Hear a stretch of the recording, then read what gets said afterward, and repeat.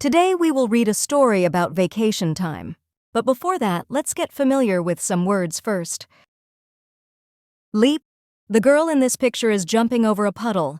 The word leap means the same thing, a jump. Swamp. What do you see here? This is a swamp, a wet, spongy area of land where plants, insects, and animals like frogs, turtles, and snakes live. Trunk. A trunk is the part of a car where you can carry things, like suitcases or shopping bags. Look at the picture card again and find the little box in the corner. Sometimes a word means more than one thing.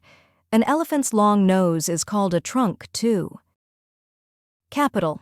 Look at this picture of a map of the United States. On maps, a star is often used to show where the capital is. Washington, D.C. is the capital of the United States. The capital is the city where the president works and where the country is run. Monument. A monument is a building or statue made to remind people of an important person or event.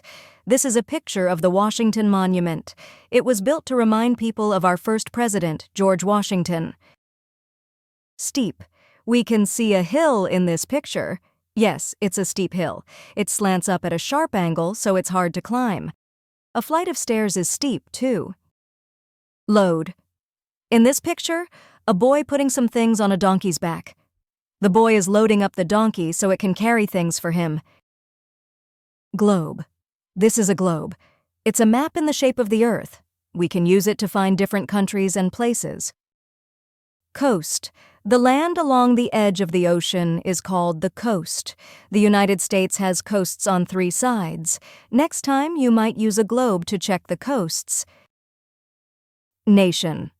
A nation is a country. The United States is a nation. Look at this map. It shows 3 nations: the United States, Canada, and Mexico.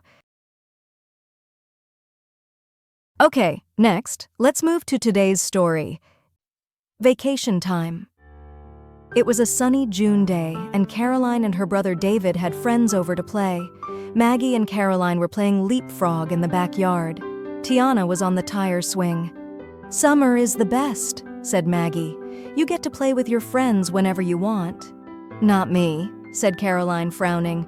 "We're going to Washington, D.C. tomorrow. It sounds boring, just a bunch of buildings and stuff. I'd rather stay home and play with you guys." "We went there last summer," Tiana said, swinging back and forth. "It was actually really cool." "Hey, Jordan," she yelled to her brother. "Remember how much fun we had in Washington, D.C.? It wasn't boring, was it?" But Jordan didn't answer. Tiana called him again. This time he and David appeared, walking slowly up the steep hill behind the yard. Jordan was covered with mud from his knees down. "Ick, what happened to you?" Maggie asked. "David and I were trying to catch frogs in the swamp," Jordan explained. "I guess I kinda slipped." "Mom's not going to be happy," warned Tiana. Just then, Caroline's mom called her and David to help prepare for the trip, and the 5 friends said goodbye. Caroline still looked glum. The next morning, David and Caroline were up at dawn. They helped their mom load the trunk of the car with all the things they needed for their trip. "We're off to the capital of the United States," said Mom. She pointed to the big star on the map. "This is where we're headed." They got into the car and fastened their seatbelts. David was excited. Jordan had told him about some of the fun things his family had seen in Washington, D.C. "Jordan told me about this place with a giant globe in it. It's like the globe they have in school, but it's about 20 feet tall. You can see where all the countries in the world are," he told Caroline, "and all the mountains and oceans, too." The idea of a giant globe sounded pretty neat, but Caroline still thought playing with her friends at home would be more fun. "I wish we were going to the ocean," she said. "We could swim and play on the beach. Who wants to go to a dumb old city?" "Come on, Caroline," said David. "Don't be a spoilsport. We always go to the beach. Visiting a city will be fun because we'll get to do something different." Caroline pouted. She still wasn't convinced. Mom was getting tired of Caroline's bad mood.